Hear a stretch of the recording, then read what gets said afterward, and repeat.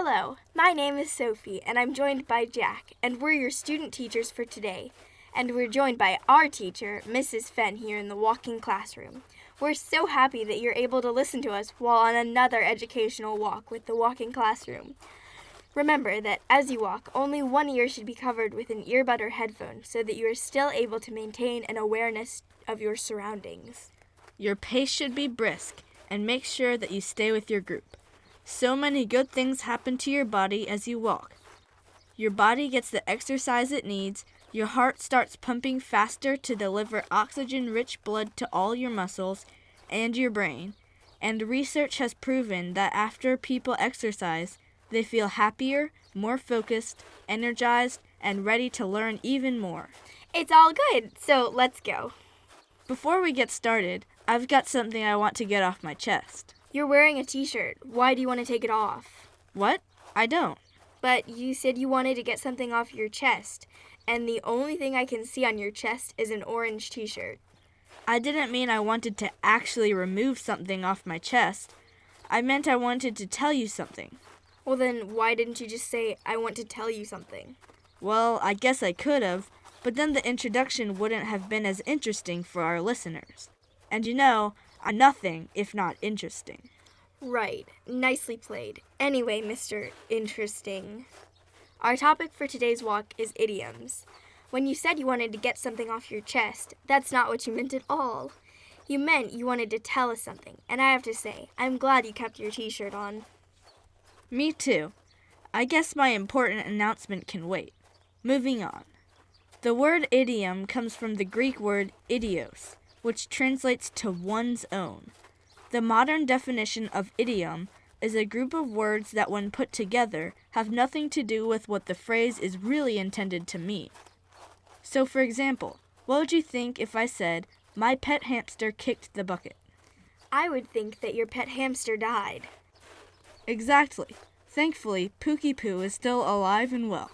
But if she were to kick the bucket or die, I would be very sad. However, if kick the bucket really meant kick the bucket, it would be cool if I could teach her to kick mini hamster buckets around her cage. Maybe try to aim the kick and score a few goals on her spinny wheel. My point is, imagine a person who has no familiarity with the English language at all. If he heard me talking about my hamster kicking the bucket, he would probably be pretty impressed with the talent he believed my hamster to have. It's a pretty hilarious image that I have in my mind of Pookie Poo kicking a little red bucket about the size of my pencil eraser. Well, knock on wood that your hamster is living a long and happy life. Nice insert. You did it again. Oh, I'm all about idioms. It's almost like you're speaking a secret language or one's own, like we talked about earlier. Idioms have been around as long as writing and speaking have been around. People would sometimes just make them up while they were writing to add interest and make the reader think a little more. And sometimes idioms came as a result of a culture's customs. Often we don't know where an idiomatic expression came from. Right. For example, we understand that when somebody says, knock on wood, they are trying to keep away bad luck, but the history of the expression is unclear.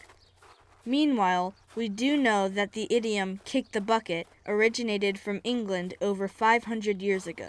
A criminal who was going to be hanged as punishment had to stand on a bucket while a noose was placed around his neck. Somebody would then kick the bucket and the criminal would die. The expression lives on today. Very impressive. I see that you two have been doing your homework. Aw, idioms are a piece of cake. So you think understanding idioms is easy, huh? Well, what if I told you that idioms are a piece of pizza? But that doesn't make any sense. Well, to you, a native English speaker, it doesn't make any sense to say anything is a piece of pizza. But it makes perfect sense to you to say that something is a piece of cake or an easy thing to do. An important thing to remember about idiomatic phrases is that they are only meaningful if you correctly use all the words in the understood phrase.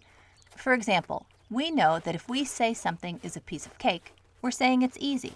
But to a person not so familiar with the English language, something being a piece of cake is just as silly sounding as something being a piece of pizza, and neither phrase could possibly mean that something is easy.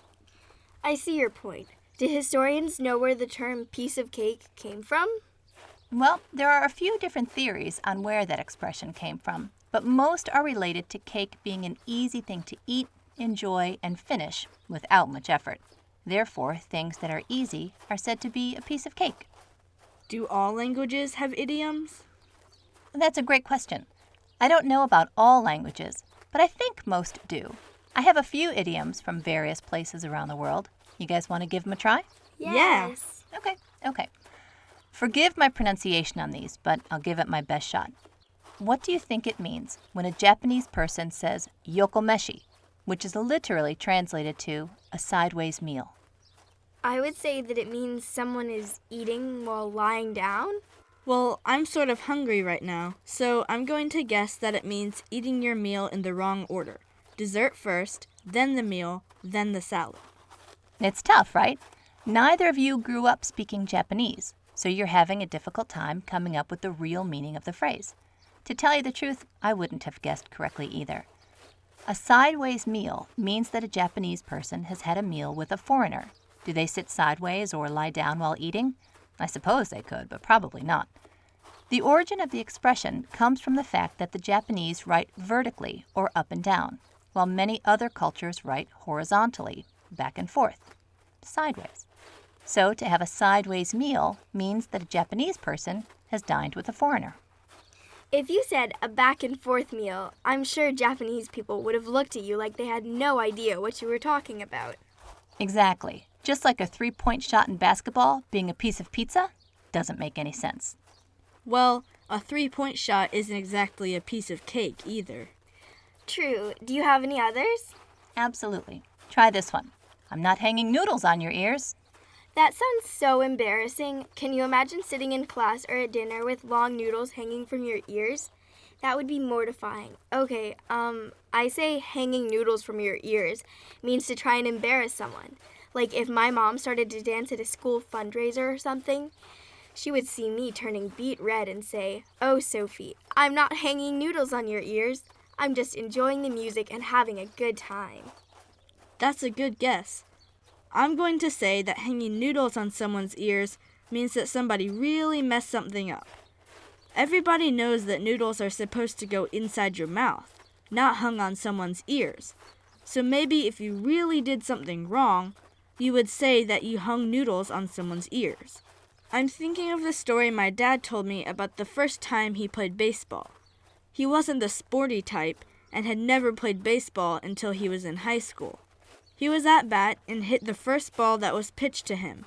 He was so surprised that he forgot what he was supposed to do, and when everybody started yelling, "Run!" he ran to third base. I imagine that would have been a good time for him to say, "I really hung noodles on my ears," to let people know he understood he messed up. Jack, that's a great story. And you bring up a great point, which I'm going to address in a minute. But in Russia, if you say to someone, "I'm not hanging noodles on your ears," it means that you're being serious, that what you're saying might sound incredible or unbelievable, but it's true. So let's say that after his less than impressive baseball start, Jack's dad realizes that he really likes the game and he ends up being really talented at it. Years later, when he's a professional Russian baseball player and tells the story of his first baseball game, he might begin it with, "I'm not hanging noodles on your ears. I ran to third base the first time I hit the ball." With idioms, you need to be really careful to use the phrase as it is commonly understood. For example, when Jack was telling the story, he said his dad might have said, "I hung noodles on my ears." But that's not the common phrasing of the idiom. People don't hang noodles from their own ears. Somebody does it to somebody else. The actual saying is, "I'm not hanging noodles from your ears." Russian people hearing the story might not have any idea what Jack's dad was talking about if he said, "I hung noodles on my ears." They might just think he's weird. I get why it's important to use the correct phrasing. My older sister was asked if she wanted to go to the arcade a few weeks ago, and she told her friend no because it wasn't her cup of tea. Her friend knew that she meant video games weren't really her thing. But if my sister had said the arcade wasn't her cup of soda, the friend would have been just like, "Huh?" Well, friends, I don't want to be a wet blanket, but I'm wearing my heart on my sleeve, and am sad to see our time together coming to an end. I'm sure your teacher wants to leave no stone unturned while discussing idioms back in the real classroom. So kick up your heels as you kill 2 birds with 1 stone. Enjoy the remainder of your walk while you learn. Be sure to take the bull by the horns and fight tooth and nail to learn as much as possible about whatever interests you, even if it's off the beaten path, and you'll have a field day sharing information off the top of your head. Your friends may think you're off your rocker, but stick to your guns. Really, Jack? Really? Sorry, I couldn't help myself. Jack, you're quite the idiom maniac, and I'm not hanging noodles from your ears. My gosh, I'm drowning in idioms over here. Just remember, friends, idioms are groups of words that have very different meanings than what the individual words themselves mean. Hold your horses might be said to a child running down the school hallway, even though there are no horses to be found for miles around. Idioms are only meaningful when the group of words is presented as that specific group of words, which can sometimes be pretty tricky for people less familiar with the language than native speakers.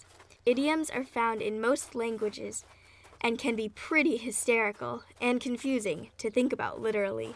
Well done, Sophie. Enjoy the rest of your walk and try to think about idioms that you or people you know regularly use. We look forward to speaking to you again soon. Hey, wait! We never did find what it was that you wanted to get off your chest. Oh, right. Thanks for remembering. My mind is so filled with idioms that now I forgot what I wanted to say. I guess that's just the way the ball bounces. You're relentless. What can I say? Students, while you're walking, review the following idioms with a person from your class and see if you can figure out what they mean. You're full of hot air. I'll eat my hat. He has a real chip on his shoulder. She can't hold a candle to him. He jumped out of the frying pan and into the fire. Please don't split hairs. And finally, still waters run deep. Thanks so much for joining us today. We're happy to have you along. Happy trails!